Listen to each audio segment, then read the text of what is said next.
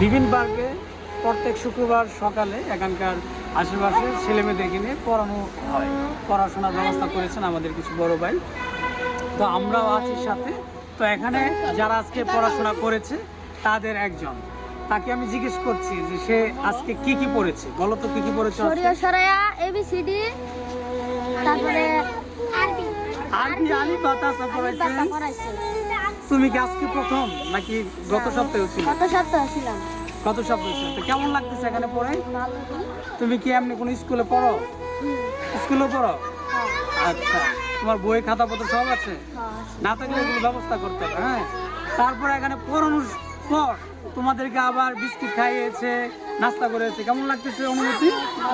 নিয়মিত প্রতিদিন আসবা, মানে প্রতি শুক্রবার, তাই তো? তোমার আশেপাশে যারা আছে তোমার আম্মুকে বলবা তাদেরকে সহজে তোমাকে পাঠায়। যারা আছে আর অনেকে আছে এখানে চা বিক্রি করে, দোকানে কাজ করে, তারাও যেন প্রতি সপ্তাহে একদিন সকালবেলা এসে পার্কে এখানে পড়তে পারে। পড়তে হবে না?